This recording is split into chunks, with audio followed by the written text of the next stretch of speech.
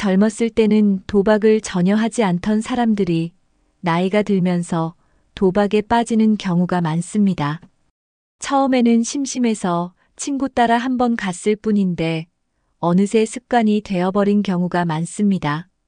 소일거리로 가볍게 시작한 도박이 시간이 지나면서 삶의 중심이 되어버리는 분들이 많습니다. 몇천 원, 몇만 원을 걸던 것이 어느 순간 수백만 원이 되고 결국 가족과의 관계까지 깨지는 경우도 있습니다. 노년의 도박은 단순한 오락이 아니라 삶을 무너뜨리는 위험한 중독이 될 수 있습니다. 그렇다면 왜 나이가 들수록 도박에 더 쉽게 빠지게 될까요? 외로움 때문일까요? 경제적인 불안 때문일까요? 아니면 단순한 재미 때문일까요? 오늘 영상에서는 노년의 도박에 빠지는 이유와 그 심각성, 그리고 빠져나오는 방법에 대해 이야기해 보겠습니다. 혹시 주변에 도박 문제로 고민하는 분들이 계신가요? 이 영상을 끝까지 보시면 노년의 도박에 빠지지 않는 방법을 알게 될 것입니다. 이제부터 노년의 도박에 빠지는 첫 번째 이유인 외로움과 무료함에 대해 이야기해 보겠습니다. 많은 분들이 나는 괜찮을 거라고 생각하지만 누구나 빠질 수 있는 위험이 있다는 사실을 기억해야 합니다. 그렇다면 왜 외로움이 도박으로 이어지는 걸까요? 도박에 빠진 분들의 이야기를 들어보면 대부분 비슷한 패턴을 보입니다. 처음에는 단순한 호기심으로 시작합니다. 친구가 하길래 한번 따라가 보거나 무료한 시간을 보내기 위해 간단한 게임을 해본 것이 시작입니다. 그런데 시간이 지나면서 점점 횟수가 늘어나고 걸리는 돈의 금액도 커지게 됩니다. 처음에는 재미로 했던 것이 어느 순간 생활의 일부가 되어버립니다. 그리고 어느 순간부터는 재미가 아니라 돈을 따기 위해 도박을 하게 됩니다. 돈을 딸 수도 있다는 기대감이 생기면 도박을 끊기가 더 어려워집니다. 나이가 들수록 경제적인 불안이 커지기 때문에 한 번이라도 돈을 따면 계속 기대하게 됩니다. 하지만 도박은 결코 돈을 따게 놔두지 않는 구조로 되어 있습니다. 결국 돈을 잃으면 본전 생각에 더 많은 돈을 걸게 되고 빠져나오기가 더 어려워집니다. 도박은 단순한 오락이 아니라 삶을 파괴할 수 있는 강한 중독성을 가지고 있습니다. 그렇다면 노년의 도박에 빠지는 가장 큰 이유 중 하나인 외로움과 무료함부터 살펴보겠습니다. 많은 분들이 도박이 아닌 다른 취미를 찾기 어렵기 때문에 도박에 빠지게 됩니다. 퇴직 후 가장 크게 달라지는 것은 인간관계입니다. 직장에서는 매일 사람을 만나고 이야기를 나누지만 퇴직 후에는 그런 기회가 줄어듭니다. 동료들과의 관계도 자연스럽게 멀어지고 새로운 인간관계를 만들기가 쉽지 않습니다. 가족이 있다고 해도 자녀들은 각자의 삶을 살고 있어 부모를 찾는 시간이 줄어듭니다. 친구들도 건강이 나빠지거나 거동이 불편해지면서 만남이 어려워지는 경우가 많습니다. 특히 배우자가 없거나 자녀들과 멀리 떨어져 사는 경우 외로움은 더욱 커집니다. 인간은 사회적인 존재이기 때문에 혼자 있는 시간이 많아질수록 우울함을 느낄 수 있습니다. 사람들과 어울리고 싶지만 갈 곳이 없고 새로운 관계를 형성하는 것이 점점 부담스럽게 느껴집니다. 결국 쉽게 접할 수 있는 곳을 찾게 되고 도박장은 그런 사람들에게 열려있는 공간입니다. 도박장에서는 비슷한 처지의 사람들을 만나 이야기를 나누면서 잠시나마 외로움을 잊을 수 있습니다. 누군가와 함께 있다는 느낌만으로도 심리적인 위안을 얻을 수 있기 때문에 점점 더 자주 가게 됩니다. 하지만 도박장에서는 결국 돈이 중심이 되기 때문에 인간관계도 돈을 잃고 따는 것에 따라 변하게 됩니다. 그렇다면 왜 많은 분들이 무료한 시간을 채우기 위해 도박을 시작하게 될까요? 퇴직 후 하루 종일 시간이 많아지지만 이를 의미 있게 보내기가 쉽지 않습니다. 직장에 다닐 때는 바쁘게 생활했지만 퇴직 후에는 하루를 어떻게 보내야 할지 고민하는 경우가 많습니다. 취미 생활이 없는 사람들은 무료한 시간을 채울 방법을 찾기가 어렵습니다. 텔레비전을 보거나 가볍게 산책을 하는 것으로는 무료함을 해소하기 어렵습니다. 특별한 일이 없는 날이 반복되면 점점 더 무기력함을 느끼게 됩니다. 친구들과 만나려고 해도 서로 사는 곳이 멀거나 건강이 좋지 않아 자주 만나는 것이 어렵습니다. 그러다 보니 흥미를 느낄 만한 것을 찾게 되고 도박이 하나의 대안처럼 다가옵니다. 도박장은 낮에도 문을 열고 있으며 누구나 쉽게 갈 수 있는 장소이기 때문에 접근성이 높습니다.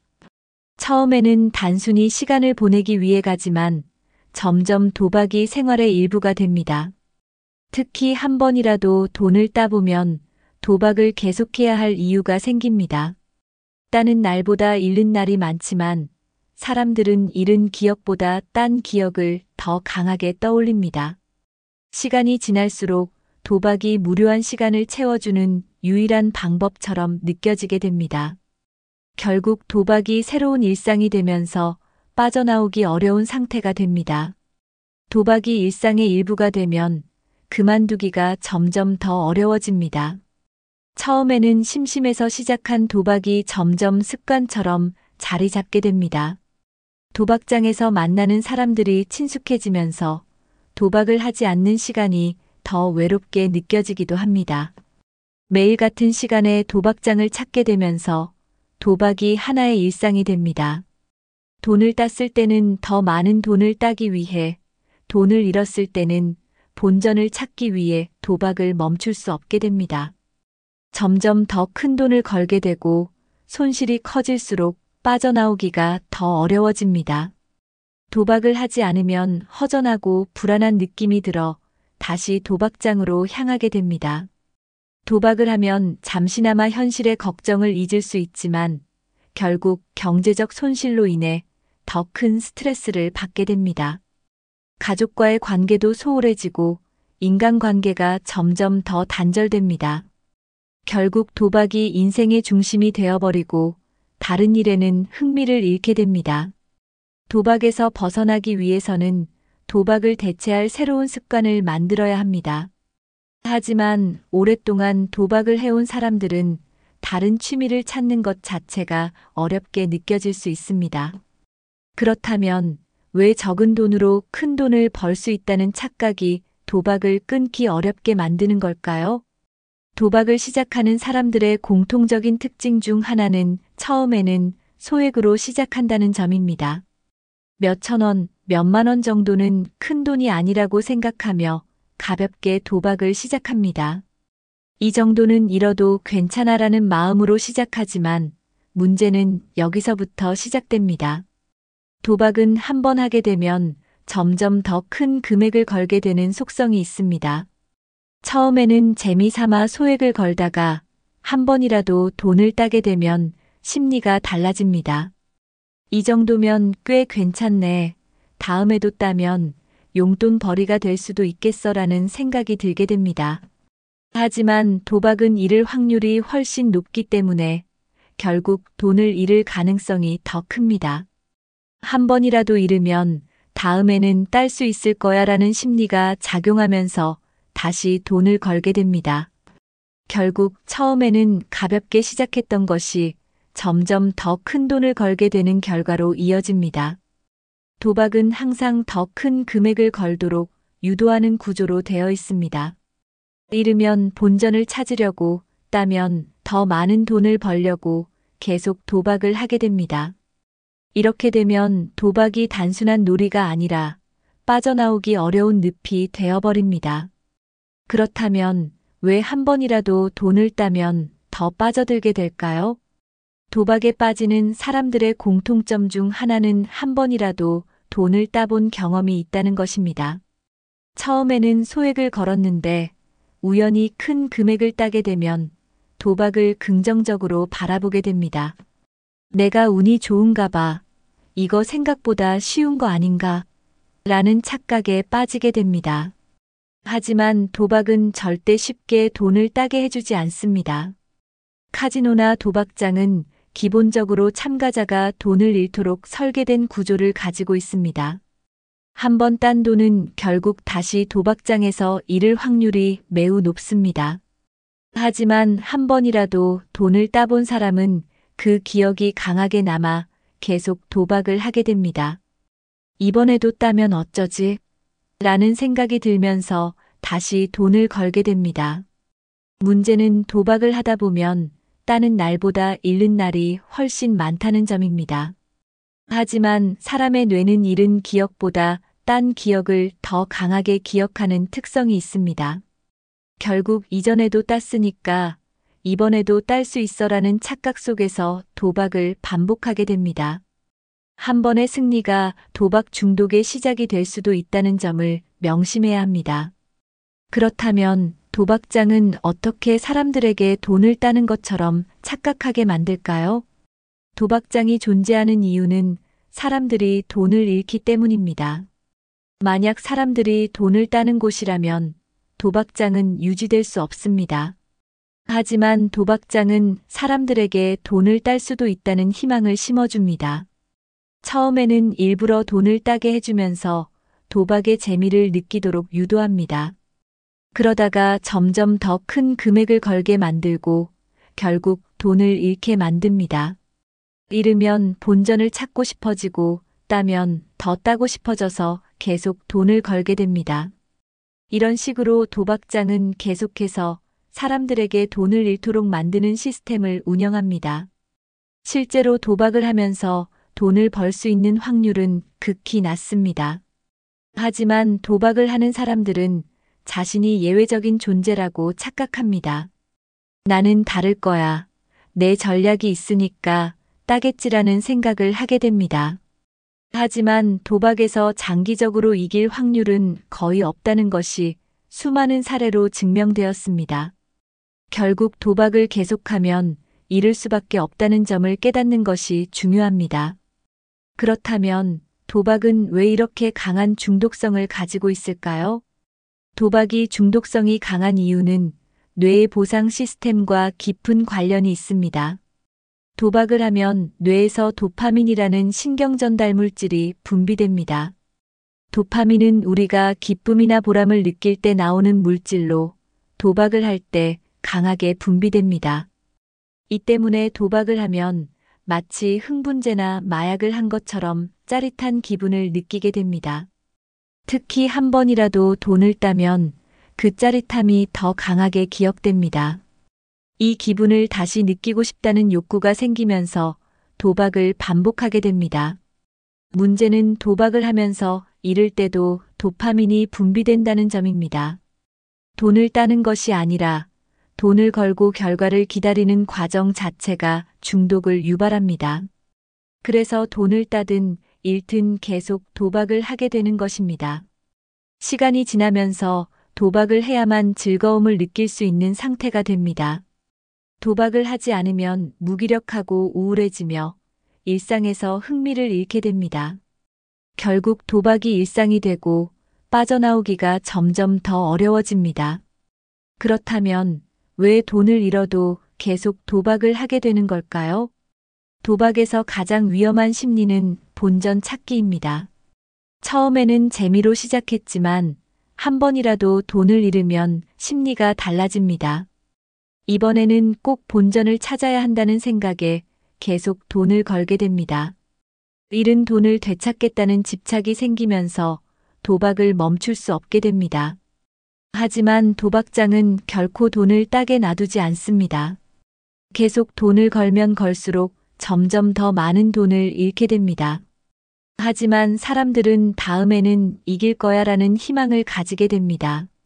이런 심리를 도박자의 오류라고 부릅니다. 도박자의 오류란 과거의 패배가 미래의 승리에 영향을 줄 것이라고 착각하는 심리입니다.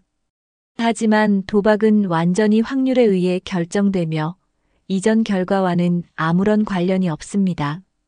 그러나 본전을 찾겠다는 생각에 도박을 멈추지 못하고 점점 더 큰 돈을 걸게 됩니다. 결국 빚을 내면서까지 도박을 하게 되고 삶이 무너지는 상황까지 갈 수도 있습니다. 그렇다면 이렇게 빠진 도박에서 왜 스스로 벗어나기가 어려울까요? 도박에 빠진 사람들은 처음에는 여유 자금으로 도박을 합니다. 하지만 돈을 잃게 되면서 점점 더 많은 돈을 걸게 됩니다. 결국 생활비를 도박에 쓰게 되고 돈이 부족하면 빚을 내기 시작합니다. 처음에는 가까운 가족이나 친구에게 돈을 빌리는 경우가 많습니다. 하지만 계속해서 돈을 잃으면 더 이상 빌릴 곳이 없어집니다. 결국 사채나 고금리 대출을 이용하게 되고 빚이 눈덩이처럼 불어납니다. 도박을 해서 빚을 갚겠다는 생각에 더 많은 돈을 걸지만 결과는 더욱 나빠집니다. 빚이 쌓이면 쌓일수록 정신적으로도 압박을 받게 됩니다. 가정 불화가 생기고 인간관계가 끊어지면서 점점 더 깊은 나락으로 빠집니다. 도박을 끊고 싶어도 이렇게 된 이상 도박으로라도 빚을 갚아야 한다는 잘못된 생각을 하게 됩니다. 결국 도박이 단순한 오락이 아니라 삶 전체를 지배하는 위험한 중독으로 변하게 됩니다. 도박에서 벗어나기 위해서는 반드시 외부의 도움과 강한 의지가 필요합니다. 그렇다면 도박을 끊고 건강한 삶을 되찾기 위해서는 어떤 방법이 필요할까요? 퇴직 후 가장 큰 걱정 중 하나는 경제적인 문제입니다. 정기적인 월급이 사라지고 연금이나 저축한 돈으로 생활해야 하는 상황이 됩니다. 하지만 연금만으로 생활비를 감당하기 어려운 경우가 많습니다. 물가는 계속 오르는데 소득은 일정하다 보니 경제적인 불안이 커집니다. 이런 불안감 속에서 도박이 하나의 기회처럼 보일 수 있습니다. 한 번만 크게 따면 경제적인 걱정을 덜 수 있지 않을까? 라는 생각이 들게 됩니다. 실제로 주변에서 누가 도박으로 돈을 많이 벌었다는 이야기를 들으면 더 혹하게 됩니다. 하지만 도박은 단기적으로 돈을 딸 수도 있지만 결국에는 돈을 잃게 되는 구조입니다. 한 번 딴 경험이 있으면 이번에도 될 거야라는 착각에 빠지게 됩니다. 연금을 아껴 쓰는 것보다 도박으로 돈을 불려보려는 심리가 작용합니다. 하지만 도박을 통해 돈을 벌 수 있는 확률은 극히 낮습니다. 오히려 도박을 하면서 재산을 더 빠르게 잃게 되는 경우가 많습니다. 그렇다면 왜 사람들은 도박이 위험하다는 사실을 알면서도 계속 빠져드는 걸까요? 도박을 시작하는 또 다른 이유는 주변 사람들의 영향을 받기 때문입니다. 내 친구는 카지노에서 몇백만 원을 땄다더라 같은 이야기를 들으면 마음이 흔들리게 됩니다. 실제로 도박을 한 사람 중에는 단기간에 돈을 번 경험을 한 경우도 있습니다. 하지만 도박으로 돈을 잃은 사람들은 자신이 잃었다는 사실을 잘 이야기하지 않습니다. 그래서 도박을 하지 않은 사람들은 돈을 딴 사람들만 보면서 나도 할 수 있지 않을까? 라고 생각하게 됩니다. 도박장은 누군가가 큰 돈을 따는 모습을 보여주며 다른 사람들을 유혹합니다. 하지만 그 사람이 딴 돈보다 더 많은 사람들이 돈을 잃고 있다는 사실을 간과하게 됩니다. 친구가 돈을 땄다고 해서 본인도 딸 수 있다는 보장은 없습니다. 도박장에서 돈을 따는 사람은 극소수이며 대부분은 결국 손해를 보게 됩니다. 하지만 사람들은 내 차례가 올 거야라는 생각으로 계속 도박을 하게 됩니다. 주변에서 도박을 권유하는 사람들도 많아지면서 점점 더 깊이 빠지게 됩니다. 결국 도박을 하지 않으면 손해보는 것 같은 느낌까지 들게 됩니다. 그렇다면 도박이 경제적 문제를 해결해주기는커녕 더 큰 문제를 만든다는 사실을 왜 깨닫지 못할까요? 도박을 시작할 때는 돈을 벌기 위해 시작하는 경우가 많습니다. 하지만 도박을 하면 할수록 돈을 버는 것이 아니라 잃게 되는 구조로 되어 있습니다. 도박장은 절대 손해보는 구조로 운영되지 않기 때문에 결국 참가자들이 돈을 잃을 수밖에 없습니다. 도박을 할 때는 돈을 따는 순간이 강하게 기억에 남아 다시 도전하게 됩니다. 하지만 따는 것보다 잃는 경우가 더 많기 때문에 결국에는 손실이 커지게 됩니다. 처음에는 여유 자금으로 도박을 했다가 점점 생활비까지 도박에 쓰게 됩니다. 생활비가 부족해지면 결국 빚을 내면서까지 도박을 하게 됩니다. 빚이 늘어나면 도박으로 빚을 갚아야 한다는 강박감이 생기면서 더 깊이 빠집니다. 결국 경제적인 문제를 해결하기는커녕 더 큰 재정적 위기를 맞게 됩니다. 가족과의 관계도 악화되고 인간관계도 끊어지면서 더욱 고립됩니다. 이렇게 되면 도박을 끊고 싶어도 스스로 벗어나기가 어려워집니다. 도박에서 벗어나려면 반드시 다른 해결책을 찾아야 합니다. 그렇다면 도박에서 벗어나고 건강한 삶을 되찾기 위해서는 어떤 방법이 필요할까요? 도박에서 벗어나기 위해서는 도박을 대체할 수 있는 새로운 취미를 찾는 것이 중요합니다. 도박이 주는 긴장감과 흥미를 다른 활동으로 채우지 않으면 쉽게 다시 빠질 수 있습니다. 많은 사람들이 도박을 끊고 싶어 하지만 할 일이 없으면 결국 다시 도박장으로 향하게 됩니다. 건강한 취미를 가지면 도박을 떠올릴 시간이 줄어들고 삶의 만족도도 높아집니다. 운동은 도박을 끊는데 매우 효과적인 방법 중 하나입니다. 걷기, 요가, 수영 같은 운동을 하면 몸과 마음이 건강해지고 도박에 대한 집착도 줄어듭니다. 독서나 글쓰기 같은 활동도 새로운 목표를 설정하는 데 도움이 됩니다. 손으로 직접 만드는 취미, 예를 들어 그림 그리기나 공예, 악기 연주 같은 활동도 도박을 잊게 하는 데 효과적입니다. 중요한 것은 도박을 대신할 만큼 몰입할 수 있는 취미를 찾는 것입니다. 처음에는 새로운 취미가 어색할 수 있지만 꾸준히 하다 보면 재미를 느낄 수 있습니다.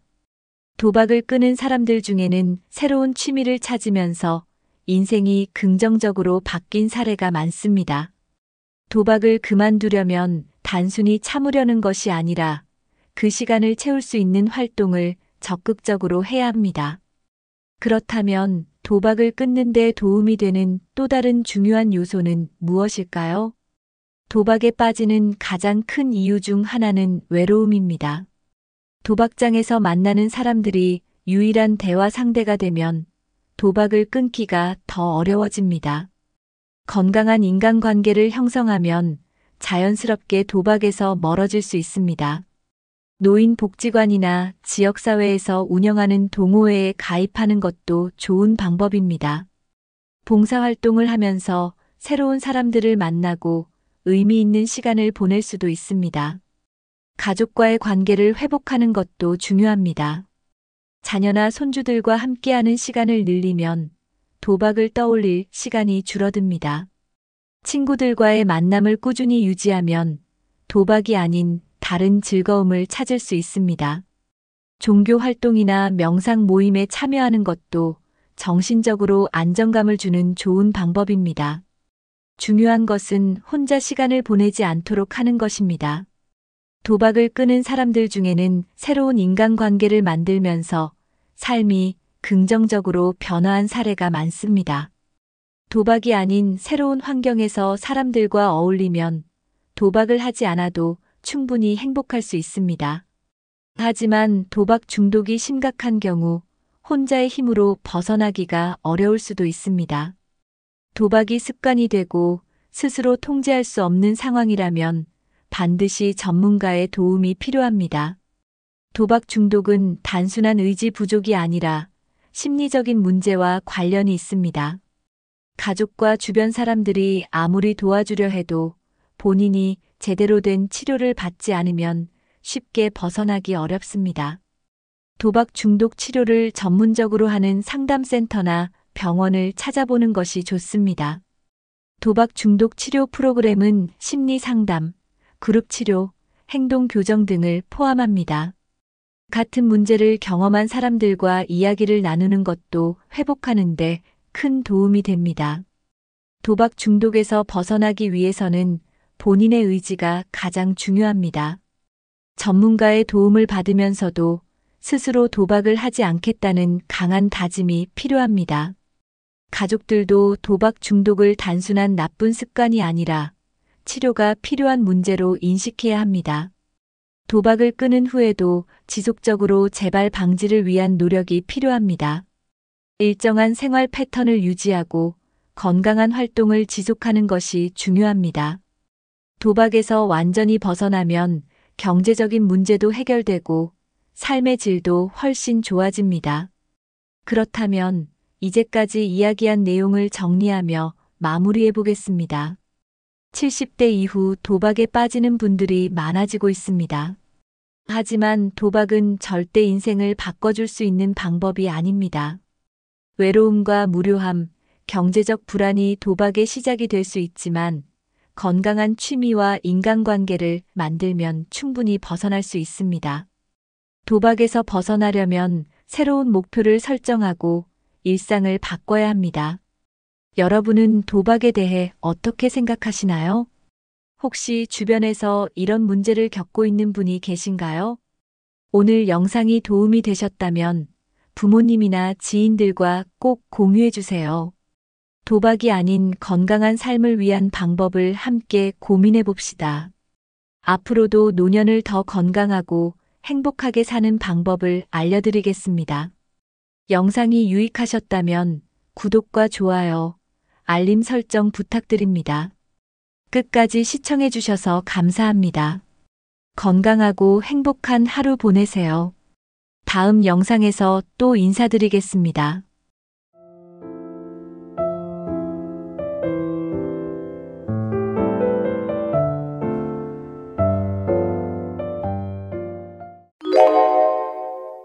많은 베이비부머 세대가 은퇴 후에도 경제적 독립을 유지하기 위해 일하는 경우가 많습니다. 하지만 이제는 80세를 넘어도 일해야 하는 현실이 점점 보편화되고 있습니다. 국민연금, 의료비, 생활비 등 다양한 문제들이 이 현실을 만들고 있습니다. 오늘은 베이비부머 세대가 80세 이후에도 계속 일해야 하는 이유와 그 배경, 그리고 이를 해결할 방법을 탐구해 보겠습니다. 끝까지 시청하시면서 현재 상황을 이해하고 더 나은 노후를 준비할 수 있는 방법을 찾아보세요. 1. 80세에도 일해야 하는 이유 경제적 요인. 국민연금과 은퇴 후 생활비 부족의 현실. 국민연금은 많은 사람들이 노후의 주요 소득원으로 생각하지만 현실적으로 충분하지 않은 경우가 많습니다. 평균적인 국민연금 수령액은 생활비를 충당하기에는 턱없이 부족한 수준입니다. 은퇴 후에도 주거비, 생활비, 의료비 등 필수적인 지출이 계속 발생하기 때문에 추가 소득원이 없으면 생계를 유지하기 어려워집니다. 특히 물가 상승으로 인해 노후 생활비는 더욱 증가하고 있지만 연금은 그 변화를 따라가지 못하고 있습니다. 개인연금이나 퇴직연금을 준비하지 못한 사람들은 이 문제를 더욱 심각하게 느낍니다. 이로 인해 많은 베이비부머 세대가 80세 이후에도 경제적 필요로 인해 일을 해야 하는 상황에 처하고 있습니다. 국민연금만으로는 노후를 안정적으로 유지할 수 없다는 현실을 직시해야 합니다. 노후 자산 소진과 계속되는 경제적 부담. 은퇴 후 초반에는 저축한 자산으로 생활을 유지할 수 있지만 장수 시대에서는 이 자산이 금세 소진되는 경우가 많습니다. 평균 수명이 늘어나면서 예전보다 더 긴 기간 동안 노후 생활비를 충당해야 하기 때문입니다. 자녀 지원, 예상치 못한 의료비, 생활비 상승 등으로 인해 자산 소진 속도는 더욱 빨라질 수 있습니다. 특히 투자 실패나 경제 불황으로 인해 자산 가치가 하락하면 상황은 더욱 악화됩니다. 이런 경우 80세를 넘어도 자산을 보충하기 위해 일할 수밖에 없게 됩니다. 자산 관리가 부족하거나 계획 없이 은퇴를 맞이한 사람들에게는 더 큰 부담으로 다가옵니다. 자산 소진 문제는 노후 계획의 중요성을 다시 한번 상기시킵니다. 의료비와 생활비 상승이 초래하는 재정 압박. 노후에는 의료비가 가장 큰 부담으로 다가옵니다. 나이가 들수록 만성질환 관리와 정기적인 건강검진, 약물 치료 등으로 의료비 지출이 늘어나기 때문입니다. 특히 예상치 못한 큰 질병이나 수술은 준비된 자산을 단번에 소진시키는 경우도 많습니다. 생활비 역시 물가 상승으로 인해 해마다 증가하고 있어 연금이나 저축으로 충당하기에 부족한 상황이 자주 발생합니다. 전기세, 가스비, 식료품비 등 필수 생활비가 점점 증가하면서 추가적인 소득원이 없다면 재정 압박은 더욱 심화됩니다. 이러한 경제적 압박은 노후를 더 이상 쉬는 시간이 아니라 계속해서 일을 해야만 생계를 유지할 수 있는 시기로 바꿔놓습니다. 의료비와 생활비 상승은 고령화 사회의 현실을 체감하게 만드는 주요 요인입니다. 따라서 80세 이후에도 경제 활동이 필요한 이유는 단순히 생존을 위한 필수 조건이 되고 있습니다. 2. 사회 구조적 문제와 고령 노동. 고령화 사회와 일자리 부족 문제. 고령화 사회로 진입하면서 65세 이상의 인구가 전체의 상당 부분을 차지하고 있습니다. 그러나 노년층을 위한 적합한 일자리 수는 여전히 부족한 상황입니다. 청년층과 고령층 간의 일자리 경쟁도 심화되고 있어 고령 노동자들이 안정적인 일자리를 구하기가 더욱 어려워지고 있습니다. 특히 기술과 전문성이 필요한 직종에서는 고령 노동자가 경쟁에서 밀리는 경우가 많습니다. 반면 단순 노동이나 비정규직 일자리는 고령층에게 집중되는 경향이 있지만 이들 직업은 대개 낮은 임금과 불안정한 근로 환경을 제공합니다. 이는 80세가 넘어서까지 일을 해도 충분한 수익을 얻기 어려운 구조를 만들어냅니다. 고령화 사회에서 일자리 부족 문제는 경제적 어려움을 더 악화시키는 요소 중 하나입니다. 고령 노동자들이 안정적으로 일할 수 있는 환경을 조성하는 것이 시급한 과제로 떠오르고 있습니다. 사회적 안전망의 한계와 복지 사각지대. 사회적 안전망이 제대로 갖춰지지 않은 상황에서 많은 노인들이 복지 혜택의 사각지대에 놓여 있습니다. 국민연금과 기초연금이 있지만 그 혜택은 기본적인 생활을 유지하기에 턱없이 부족합니다. 저소득 노년층은 복지 혜택을 신청할 때에도 복잡한 절차와 제도의 허점으로 인해 혜택을 받지 못하는 경우가 많습니다.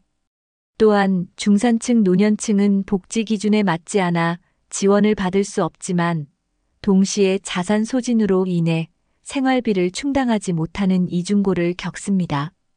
이러한 복지 시스템의 한계는 고령 노동을 부추기는 주요 원인이 되고 있습니다.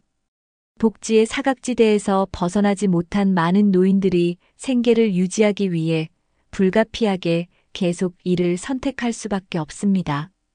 이는 노인 복지 정책의 재설계가 시급히 요구되는 이유 중 하나입니다. 고령자에게 적합한 일자리 부족. 고령화 시대에도 여전히 많은 일자리가 젊은 층 중심으로 설계되어 있어 고령자에게 적합한 일자리는 매우 한정적입니다. 특히 체력적 부담이 적고 경험과 지식을 활용할 수 있는 직업은 거의 찾아보기 어렵습니다. 대부분의 고령 노동자들은 단순 노동이나 비정규직 일자리에 종사하며 낮은 임금과 열악한 근로 환경을 감수해야 합니다. 이러한 일자리들은 고령자의 신체적 정신적 부담을 가중시키고 장기적으로는 건강 악화를 초래할 수 있습니다. 기술적 변화와 자동화로 인해 전통적인 일자리가 줄어드는 상황도 고령자들이 일자리를 찾는 데 큰 걸림돌이 되고 있습니다. 또한 고령자를 고용하려는 기업의 인식 부족과 사회적 지원의 부재는 문제를 더욱 악화시킵니다. 고령자에게 적합한 일자리를 확대하고 노동 환경을 개선하는 것이 필수적인 과제로 떠오르고 있습니다. 3. 베이비부머 세대의 일에 대한 심리적 영향. 경제적 이유를 넘어선 일의 의미와 자존감. 베이비부머 세대는 단순히 경제적 필요 때문에 일하는 것만이 아닙니다. 많은 경우 이를 통해 자존감과 정체성을 유지하려는 심리적 이유도 작용합니다. 오랜 기간 동안 직업이 삶의 중심이었던 이들에게 은퇴 후의 삶은 공허함과 목적의식의 상실로 다가올 수 있습니다. 따라서 이를 통해 자신의 가치를 확인하고 삶의 의미를 다시 찾으려는 노력이 이어집니다. 경제적 보상이 적더라도 사회적 참여와 역할을 유지할 수 있다는 점에서 일은 중요한 의미를 가집니다. 이는 단순히 생계를 위한 노동이 아니라 삶의 질과 연결된 문제로 이해해야 합니다. 베이비부머 세대가 계속 일하고자 하는 이유는 자신을 가치 있는 존재로 느끼고 싶어하는 자연스러운 욕구에서 비롯됩니다. 이를 존중하고 그들에게 적합한 기회를 제공하는 것이 중요합니다. 일하지 않으면 느껴지는 소외감과 외로움. 일은 단순히 돈을 벌기 위한 활동만이 아닙니다. 사회와 연결되는 중요한 매개체로 작용하며 이를 통해 사람들은 소속감을 느낍니다. 베이비부머 세대는 오랜 기간 직업과 직장 내 관계를 통해 사회적 유대감을 형성해왔습니다. 은퇴 후 이러한 관계가 단절되면 소외감과 외로움을 경험하기 쉽습니다. 이를 그만둔 후에는 가족이나 친구와의 관계만으로 정서적 공백을 채우기가 어렵습니다. 반면 계속 일을 하게 되면 일터에서 새로운 사람들과 교류하며 사회적 소속감을 유지할 수 있습니다. 이런 소외감 극복을 위해 베이비부머 세대는 경제적 이유와 무관하게 일을 선택하는 경우도 많습니다. 이처럼 일은 외로움을 줄이고 삶의 활력을 유지하는 데 중요한 역할을 합니다. 소제목 3. 지속적인 사회 참여가 건강에 미치는 긍정적 효과. 일은 신체적, 정신적 건강을 유지하는 데도 긍정적인 영향을 미칩니다. 규칙적인 업무는 일상의 리듬을 제공하며 신체 활동과 두뇌 활동을 동시에 자극합니다. 이는 치매와 같은 노년기 질환을 예방하는 데도 도움을 줄 수 있습니다. 또한 사회 참여는 정서적 안정을 제공하며 우울증을 예방하는 데 효과적입니다. 이를 통해 타인과 소통하고 자신이 사회에 기여하고 있다는 느낌을 받으면 삶의 만족도가 높아집니다. 이러한 심리적 만족은 건강한 노화를 촉진하는 중요한 요인입니다. 베이비부머 세대가 일터에 남아 사회와 연결된 상태를 유지하는 것은 단순히 생계 이상의 의미를 가집니다. 따라서 지속적인 사회 참여를 지원하는 환경과 제도를 마련하는 것이 필요합니다. 4. 고령 노동자의 현실과 문제점. 신체적 정신적 부담 증가. 고령 노동자는 신체적, 정신적으로 많은 부담을 안고 일을 해야 하는 경우가 많습니다. 나이가 들수록 체력과 건강 상태는 자연스럽게 저하되기 때문에 젊은 시절처럼 높은 생산성을 유지하기가 어렵습니다. 장시간 서 있거나 무거운 짐을 드는 단순 노동은 신체적으로 특히 큰 부담을 줍니다. 이로 인해 관절 통증, 허리 문제 등 만성 질환이 악화되는 사례도 많습니다. 정신적인 스트레스 역시 문제입니다. 새로운 기술이나 환경에 적응해야 하는 압박감은 고령자들에게 큰 스트레스로 작용합니다.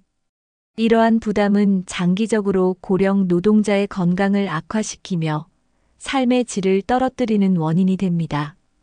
따라서 고령 노동자에게는 적절한 업무 환경과 부담을 덜어줄 수 있는 지원이 필수적입니다. 불안정한 고령자 고용 환경. 고령 노동자는 대개 비정규직이나 단기 계약직으로 일하는 경우가 많습니다. 이는 고용 안정성을 떨어뜨리고 지속적으로 수입을 확보하기 어렵게 만듭니다. 임금 수준 또한 낮은 경우가 많아 일하면서도 경제적으로 충분히 자립하지 못하는 상황에 놓이게 됩니다. 기업은 고령 노동자를 채용할 때 숙련도와 생산성을 이유로 임금을 낮게 책정하거나 최소한의 복지 혜택만 제공하는 경우가 많습니다. 이로 인해 고령 노동자는 근로 환경에서 소외감을 느끼며 장기적으로 경제적 불안을 겪습니다. 고용 환경의 불안정성은 고령 노동자가 직업을 선택하거나 유지하는 데 큰 장애물이 되고 있습니다. 이를 해결하기 위해 고령 친화적인 고용 정책과 제도적 지원이 절실히 필요합니다. 노동 환경 개선의 필요성. 고령 노동자들이 안전하고 건강하게 일할 수 있도록 노동 환경을 개선하는 것은 매우 중요합니다. 예를 들어 체력적 부담을 줄일 수 있는 작업 도구나 시스템을 도입해야 합니다. 업무 시간이 길거나 불규칙한 환경은 고령 노동자에게 더욱 큰 부담을 줄 수 있기 때문에 유연한 근무 시간 제도를 마련하는 것도 중요합니다. 또한 업무 중 안전사고를 예방하기 위해 직무 교육과 안전장비 제공이 필요합니다. 고령 노동자가 지닌 경험과 기술을 활용할 수 있는 직무 배치는 생산성과 만족도를 동시에 높이는 효과를 가져옵니다. 노동 환경 개선은 단순히 고령자를 배려하는 것이 아니라 전체 노동시장의 균형과 효율성을 높이는 데 기여합니다. 이처럼 고령 노동자의 삶의 질을 높이기 위한 제도적 변화가 필요합니다. 5. 80세 이후에도 경제적, 심리적으로 안정된 삶을 위한 준비. 조기 은퇴 계획의 재검토와 재정 설계. 조기 은퇴를 계획한 많은 사람들은 예상보다 긴 노후를 대비하지 못해 재정적 어려움에 처하게 됩니다. 은퇴 계획은 단순히 몇 년의 경제적 자립이 아니라 장수 시대에 맞춰 장기적인 재정을 설계해야 합니다. 국민연금 외에도 개인연금, 퇴직연금 같은 다양한 연금 상품을 활용해 소득원을 분산시키는 것이 필요합니다. 특히 예상치 못한 의료비나 생활비 증가에 대비한 비상자금도 반드시 마련해야 합니다. 은퇴 시점도 유연하게 재검토해 경제적 여유가 확보될 때까지 일할 수 있는 선택지를 열어두는 것이 중요합니다. 더불어 재정 전문가의 도움을 받아 자신에게 적합한 은퇴 설계와 자산 관리를 실행하는 것이 필요합니다. 장기적이고 현실적인 재정 계획은 80세 이후에도 안정된 삶을 유지하는 핵심입니다. 지속 가능한 노후 소득원 만들기. 노후를 위한 지속 가능한 소득원은 경제적 안정의 필수 조건입니다. 부동산 임대 수익, 투자 배당금, 창업 등 다양한 방법으로 은퇴 후 소득을 마련할 수 있습니다. 특히 고령자도 참여할 수 있는 소규모 창업이나 부업은 수익 창출과 동시에 사회적 교류의 기회를 제공합니다. 기술 변화에 따라 온라인 플랫폼을 활용한 강의, 글쓰기, 프리랜서 활동 같은 비대면 직업도 노후 소득원으로 주목받고 있습니다. 이러한 활동은 소득을 제공하는 동시에 정신적 만족감과 성취감을 높여줍니다. 또한 취미를 활용해 수익을 창출하는 방법도 고려해 볼 만합니다. 예를 들어 공예품 제작이나 소규모 농업은 재미와 소득을 동시에 충족할 수 있는 좋은 방법입니다. 다양한 소득원을 준비하면 경제적 불안 없이 노년을 더 풍요롭게 보낼 수 있습니다. 고령자 친화적인 사회 환경 조성과 제도적 지원 방안. 고령 노동자의 삶을 개선하기 위해 사회 환경과 제도의 변화가 필수적입니다. 정부와 기업은 고령자를 위한 적합한 일자리를 창출하고 노동 환경을 개선해야 합니다. 예를 들어 체력적 부담이 적은 업무나 유연한 근무 조건을 제공하는 일자리를 늘리는 것이 중요합니다. 또한 고령자가 새로운 기술을 배우고 노동시장에서 경쟁력을 유지할 수 있도록 교육과 훈련 프로그램을 강화해야 합니다. 복지 제도를 보완해 연금이나 의료비 지원 같은 경제적 혜택을 늘리는 것도 필요합니다. 지역 사회에서는 노인들을 위한 커뮤니티와 활동 프로그램을 활성화해 정서적 지지를 제공할 수 있습니다. 이 모든 노력은 고령화 사회에서 고령자들이 경제적 정신적으로 안정된 삶을 살 수 있도록 돕는 중요한 토대가 됩니다. 80세 이후에도 일을 해야 하는 현실은 개인의 문제가 아니라 우리 사회 전반의 구조적 문제입니다. 오늘 이야기한 경제적 준비, 노동 환경 개선, 그리고 사회적 지원의 필요성을 통해 더 나은 노후를 준비할 수 있기를 바랍니다. 함께 노력해 더 나은 미래를 만들어 봅시다. 이 영상이 유익하셨다면 구독과 좋아요를 눌러주세요. 여러분의 경험과 의견을 댓글로 공유해 주세요. 함께 더 나은 노년을 준비합시다.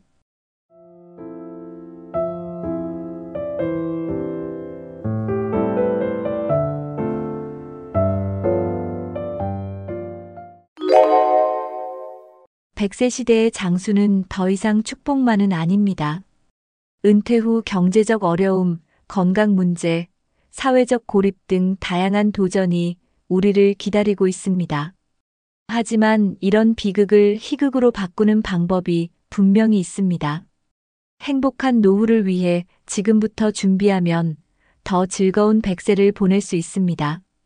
오늘은 경제적 안정, 건강 관리, 관계 유지, 자기 개발, 그리고 긍정적인 마인드 등 5가지 핵심 전략을 소개하겠습니다.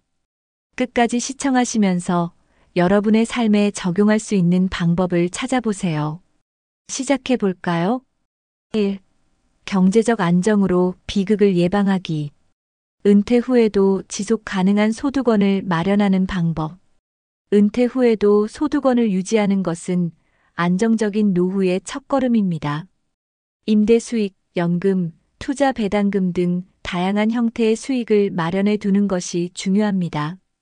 특히 소규모 창업이나 온라인 플랫폼을 활용한 부업은 노후에도 적은 노력으로 꾸준한 수입을 얻을 수 있는 방법입니다.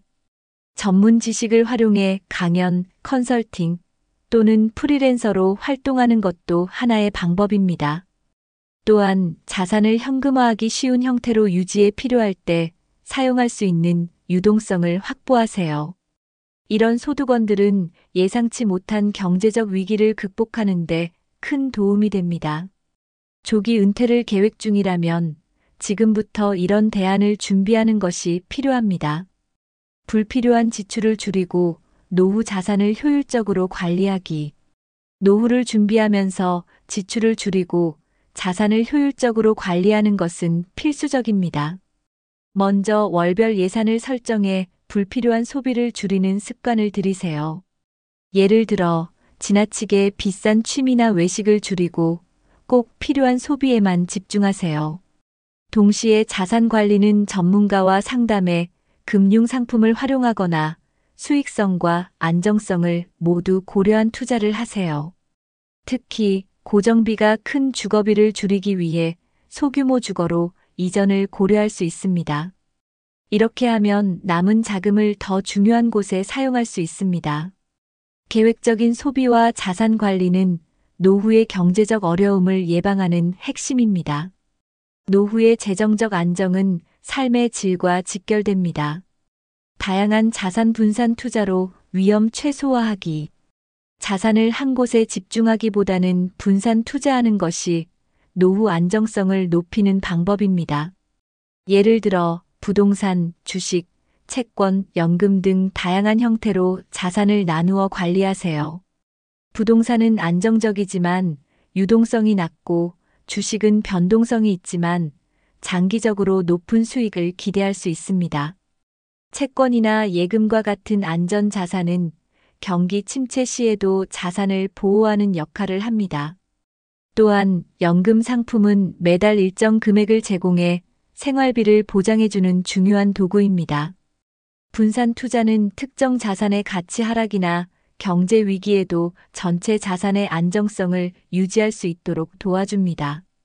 전문가의 도움을 받아 자신의 상황에 맞는 투자 전략을 세우는 것이 필수적입니다. 2. 건강한 신체로 장수를 축복으로 만들기. 꾸준한 운동과 균형 잡힌 식단의 중요성.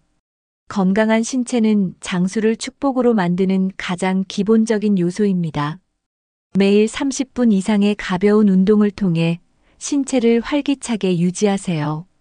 걷기, 요가, 가벼운 스트레칭 같은 운동은 체력을 유지하고 근육을 보호하는 데 효과적입니다. 식단 관리도 필수입니다. 지방과 당분을 줄이고 채소와 단백질, 좋은 탄수화물을 고루 섭취하세요. 특히 오메가-3가 풍부한 생선이나 견과류는 심혈관 건강에 좋습니다. 충분한 물 섭취와 적당한 식사량을 유지하는 것도 건강한 식습관의 기본입니다. 이런 간단한 습관들이 건강을 유지하고 의료비 부담을 줄이는데 큰 도움을 줍니다. 정기 건강검진으로 질병 예방하기. 정기적인 건강검진은 질병을 조기에 발견하고 예방하는 데 매우 중요합니다. 나이가 들수록 암, 고혈압, 당뇨병과 같은 만성질환의 위험이 높아지기 때문에 주기적인 검진이 필수적입니다. 검진 결과를 바탕으로 생활 습관을 조정하거나 필요한 치료를 시작할 수 있습니다. 예방은 치료보다 훨씬 더 비용이 적게 들며 삶의 질을 유지하는 데 중요한 역할을 합니다. 건강보험을 적극적으로 활용해 검진 비용을 줄이고 필수적인 검사를 놓치지 않도록 계획하세요. 검진을 받는 것은 단순한 의무가 아니라 미래의 건강을 위한 투자입니다. 건강한 노년을 위해 매년 일정한 시기에 검진을 받는 습관을 들이세요. 마음 건강을 지키는 스트레스 관리와 명상. 신체 건강만큼 중요한 것이 마음의 건강입니다. 스트레스는 신체와 정신 모두에 해로워서 장기적으로 건강을 악화시키는 원인이 될 수 있습니다. 일상에서 스트레스를 효과적으로 관리하기 위해 심호흡, 요가, 명상과 같은 간단한 방법을 시도해 보세요. 하루에 10분이라도 조용히 앉아 자신의 생각과 감정을 돌아보는 시간이 큰 차이를 만들어줍니다. 긍정적인 생각과 감사의 마음을 유지하려는 노력도 마음 건강에 큰 도움이 됩니다. 또한 친구나 가족과의 대화를 통해 정서적인 지원을 받는 것도 중요합니다. 스트레스를 줄이고 마음의 평화를 찾으면 신체적 건강도 자연스럽게 개선됩니다. 행복한 노년을 위해서는 몸과 마음의 균형을 유지하는 것이 핵심입니다. 3. 관계와 교류로 외로움 극복하기. 지역 커뮤니티와 동호회 활동 참여하기. 외로움은 노년기에 건강과 삶의 질을 떨어뜨리는 주요 요인입니다. 이를 극복하려면 지역 커뮤니티와 동호회 활동에 참여해 보세요. 예를 들어 독서 모임, 산책 동호회, 취미 활동 그룹 등 다양한 모임에 참여할 수 있습니다. 이런 활동은 새로운 사람들과 교류할 기회를 제공하며 소속감을 느끼게 해줍니다. 가까운 주민센터나 복지관에서 제공하는 프로그램을 찾아보는 것도 좋은 방법입니다. 활동을 통해 정기적으로 사람들을 만나고 이야기하다 보면 외로움이 크게 줄어들게 됩니다. 지역사회에서의 소소한 관계가 정서적 안정감을 제공하며 새로운 활력을 불어넣어줍니다. 이런 작은 변화가 삶에 큰 긍정적인 영향을 미칠 수 있습니다. 가족과의 정서적 유대감 유지하기. 가족과의 관계는 나이가 들수록 더 중요한 역할을 합니다. 자녀나 손주들과 시간을 보내며 따뜻한 교감을 나누는 것은 정서적 안정에 큰 도움을 줍니다. 주기적으로 전화나 메시지로 안부를 묻고 가족들과 소소한 이야기를 나누는 습관을 들이세요. 특별한 날이 아니더라도 가족과 함께하는 시간을 늘리면 유대감이 깊어지고 외로움이 줄어듭니다. 가족과의 관계가 좋아지면 삶에 대한 만족감도 자연스럽게 높아집니다. 다만 서로 간의 부담을 줄이기 위해 적절한 거리를 유지하면서도 정기적으로 교류하는 것이 중요합니다. 가족은 감정적인 지원뿐 아니라 어려운 상황에서 가장 큰 힘이 되어줍니다. 따뜻한 가족 관계는 행복한 노년을 위한 든든한 기반이 됩니다. 새로운 친구를 사귀며 활기찬 사회적 삶 만들기. 노년기에 새로운 친구를 사귀는 것은 활기찬 삶을 만드는데 매우 중요합니다. 나이와 상관없이 새로운 관계를 형성하려는 열린 마음이 필요합니다. 동네 모임, 취미 클래스, 자원봉사 활동 등 다양한 기회를 활용해 사람들과 자연스럽게 어울려 보세요. 새로운 친구를 만나면 삶에 대한 시각이 넓어지고 새로운 경험도 쌓을 수 있습니다. 특히 같은 관심사를 공유하는 사람들과의 교류는 더 깊은 유대감을 형성하게 도와줍니다. 처음에는 어색할 수 있지만 꾸준히 시도하면 관계가 자연스럽게 발전합니다. 새로운 친구들과의 교류는 외로움을 줄이고 정서적 안정감을 제공하며 삶의 즐거움을 크게 높여줍니다. 4. 자기 개발과 취미로 의미 있는 삶 찾기. 나이와 상관없이 새로운 기술과 지식을 배우기. 나이는 배움의 한계가 아닙니다. 노년기에 새로운 기술이나 지식을 배우는 것은 삶에 활력을 불어넣는 훌륭한 방법입니다. 예를 들어 컴퓨터 사용법, 외국어, 그림 그리기 등 다양한 분야에 도전할 수 있습니다. 온라인 강의나 지역 강좌를 활용하면 편리하게 배울 기회를 얻을 수 있습니다. 새로운 것을 배우는 과정에서 성취감을 느끼고 자신감도 높아집니다. 이러한 활동은 뇌를 활발하게 유지해 치매 예방에도 도움이 됩니다. 배움의 즐거움은 단순히 지식을 쌓는 것에 그치지 않고 삶에 대한 긍정적인 태도를 유지하게 도와줍니다. 무엇보다 배우는 과정을 통해 새로운 사람들과 연결될 기회도 생깁니다. 오랫동안 하고 싶었던 취미를 시작하기. 오랜 시간 마음속에 간직했던 취미를 시작할 절호의 기회가 바로 노년기입니다. 예를 들어 사진 찍기, 글쓰기, 악기 연주 같은 개인적인 취미를 다시 시작하거나 새롭게 도전해 보세요. 이런 활동은 자신만의 시간을 가질 수 있게 해주며 정서적으로도 안정감을 줍니다. 특히 창의적인 취미는 생각을 자유롭게 표현할 기회를 주어 스트레스 해소에도 효과적입니다. 취미를 통해 느끼는 성취감은 삶의 질을 높이는데 큰 역할을 합니다. 그룹 활동이 가능한 취미를 선택하면 새로운 사람들과 교류하며 외로움을 줄일 수도 있습니다. 좋아하는 취미를 찾고 즐기는 것은 행복한 노년을 만드는데 중요한 열쇠입니다. 봉사와 나눔을 통해 얻는 삶의 보람. 봉사와 나눔은 노년기에 삶의 의미를 더하는 강력한 방법입니다. 지역사회에서 봉사활동에 참여하면 다른 사람들에게 도움을 줄 뿐만 아니라 자신도 정서적으로 충만함을 느낄 수 있습니다. 예를 들어 독거노인을 위한 음식 배달, 아이들에게 책 읽어주기, 환경보호 활동 등이 좋은 시작점이 될 수 있습니다. 봉사는 단순히 시간을 보내는 활동이 아니라 소속감과 자기 효능감을 키우는 기회가 됩니다. 또한 나눔을 통해 새로운 인연을 만나고 다양한 사람들과 교류하면서 외로움을 극복할 수 있습니다. 작은 도움이라도 받는 사람에게는 큰 영향을 줄 수 있다는 점에서 봉사는 2배로 보람을 느끼게 합니다. 삶에 대한 긍정적인 에너지를 얻고 자신이 사회에 기여하고 있다는 만족감을 누릴 수 있습니다. 5. 긍정적인 마인드로 삶의 태도 바꾸기. 과거에 얽매이지 않고 현재를 즐기기. 노년기를 행복하게 보내기 위해서는 과거의 후회나 실수에 얽매이지 않는 자세가 필요합니다. 과거는 바꿀 수 없지만 현재와 미래는 얼마든지 긍정적으로 만들어갈 수 있습니다.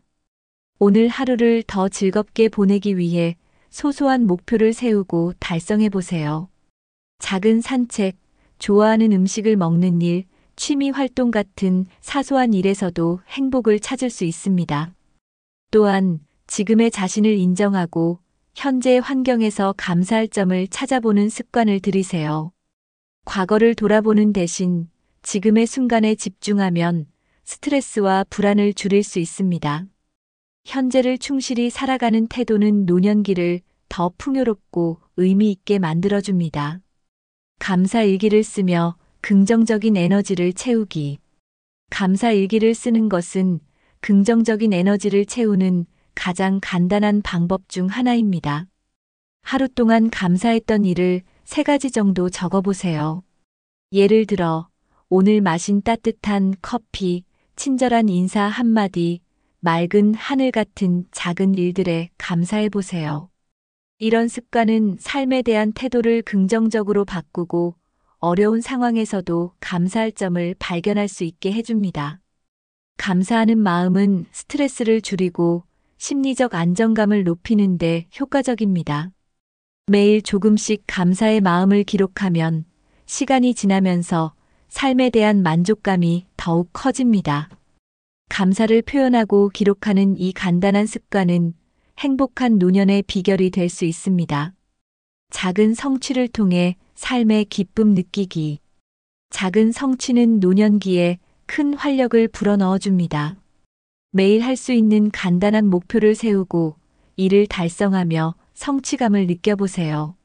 예를 들어 정원을 가꾸거나 좋아하는 책 한 권을 읽거나 간단한 요리를 만들어 보는 것이 좋은 시작입니다. 이런 활동은 삶의 구조를 부여하고 하루하루를 더 의미 있게 만들어줍니다.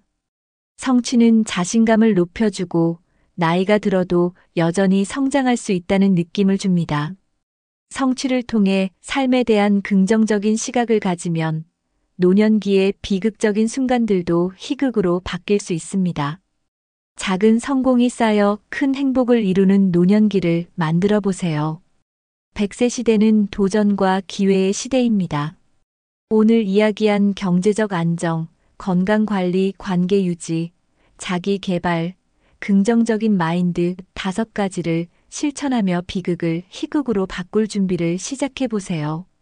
지금부터 작은 변화가 100세 시대를 더 행복하게 만들어줄 것입니다. 이 영상이 유익하셨다면 구독과 좋아요를 눌러주세요. 여러분의 100세 시대를 위한 비결도 댓글로 공유해 주세요. 함께 더 나은 노후를 만들어 갑시다.